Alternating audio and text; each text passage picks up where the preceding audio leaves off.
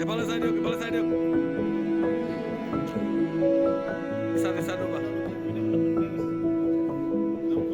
Oh, dikasih. Coba.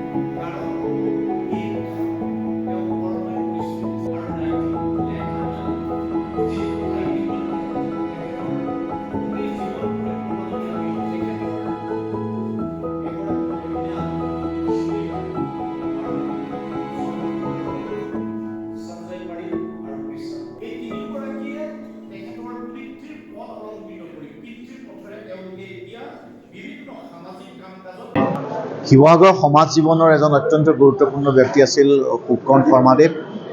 তেখেতৰ সামাজিক যিটো দায়বদ্ধতা, তেখেতৰ যিখিনি কাম কৰি থৈ গৈছে ইমান কম সময়ৰ ভিতৰতে, অত্যন্ত আমি সমাজ জীৱনে তাক স্বীকৃতি দিয়া উচিত।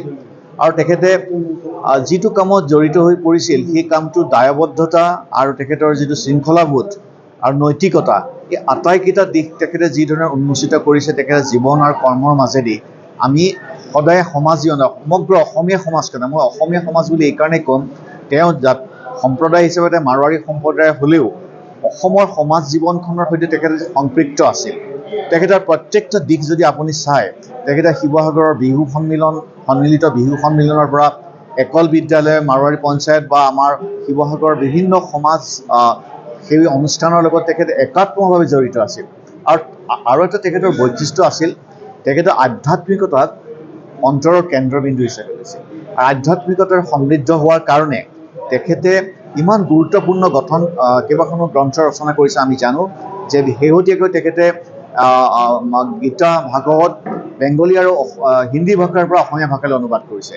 আমাৰ হয়তো সাহিত্য সভা বা এনেকুৱা অনুষ্ঠান তেখেতক আজিলৈকে চিনি পোৱা নাই বা স্বীকৃতি দিয়া নাই। মই ভাবোঁ তেখেতৰ গোটেই কৰ্মখিনিৰ এটা উন্মোচন হ'ব লাগে, নতুন ৰূপত ইয়াৰ আলোচনা হ'ব লাগে। আৰু এই আলোচনা কৰি তেখেতে যিখিনি অৱদান আগবঢ়াইছে তাৰ এটা প্ৰকৃত স্বীকৃতি তেখেতে লাভ কৰা উচিত বুলি ভাবোঁ। আৰু তেখেতে শিক্ষাবিদ হিচাপে একল বিদ্যালয়ৰ ক্ষেত্ৰত মই নিজেও তেখেতক দেখিছিলোঁ কি ধৰণে জড়িত আছিল। কাৰণ সমাজৰ আৰ্তজনৰ কাৰণে কাম কৰাৰ যিটো তেখেতৰ হৃদয়ৰ পৰা যিটো প্ৰয়াস, সেয়া অনন্য একক। আৰু সেইকাৰণে তেখেতে সমাজৰ প্ৰত্যেকটা স্তৰত, বিশেষকৈ যিসকল নিষ্ঠজন আছে, দুখীয়া দৰিদ্ৰ, এইসকলৰ কাৰণে তেখেতে অত্যন্ত নিষ্ঠাৰে কাম কৰিছিল আৰু একাগ্ৰতাৰে কাম কৰিছিল। আৰু আজি এই স্মৃতিচাৰণ সভাত উপস্থিত থাকি এটাই অনুভৱ কৰিছোঁ, তেখেত আমাৰ অসমৰ সমাজ, তেখেতৰ মৃত্যু অসমৰ সমাজ জীৱনৰ বাবে এক অপূৰণীয় ক্ষতি।